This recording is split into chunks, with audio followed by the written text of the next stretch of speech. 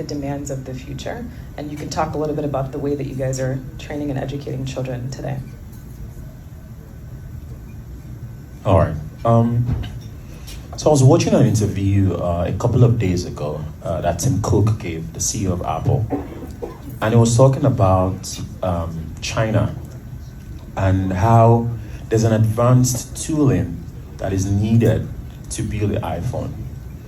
And he talked about how, the world still thinks, China is the place where you go for low cost of labor. I said, that is not true, and that has changed seriously. And the reason why they still go back to China is because, like I said, there's a specific tooling that is needed to build the iPhone. And it says in the US, you can maybe fill a room with the tooling engineers that can do that. But if you go to China, you can fill multiple stadiums with the tooling engineers that are needed to build their product. Now, what has China done differently? China has designed their education system at vocational level. That is why you see children, even in their 5th grade, already doing very high-level vocational activities, because they understand that the world will come to them for that specific kind of engineering and manufacturing.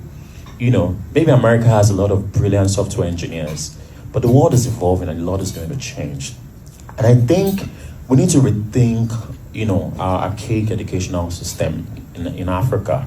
I mean, for me, chess is just a medium, and I like to say this. The science explains that, it grows dendrites on both sides of the brain, and, there are specific skills that are needed for the future of work and emerging technologies, abstract thinking, and skills that can be adapted across board.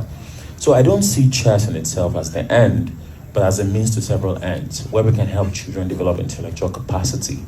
Because if we have 20 million children again in Nigeria that are out of school, that is a problem, a real problem. But there's an even greater tragedy. There are several more millions in school that are not learning anything that will be relevant to the global markets. So how do we expect our population to participate in that without being a liability to it? If you have a child that cannot read and write, that cannot interact with technology, then we're not going to participate in this future. And our population is going to be a problem, not just to our own communities, but even to the diasporan community. Yeah?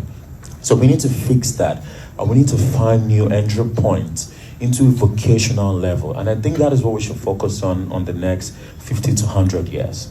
I mean, of course, technology, definitely, because the world is going to be looking to Africa for talent, right? And what are we doing? What deliberate efforts are we really taking to be the world's #1 exporter of global talent? And I'll say this finally, and it's such an interesting thing because I've been thinking about it very recently. The world demands our raw materials, and it rejects our finished product. But then the world desires our educated workforce. But then it classifies our less educated workforce as refugees. This is the African challenge, that we export less raw materials and we develop our people. That is our single greatest product. And that can only be tackled at the educational level. And it begins with the children. The only reason why I'm in this room, I grew up in Lagos.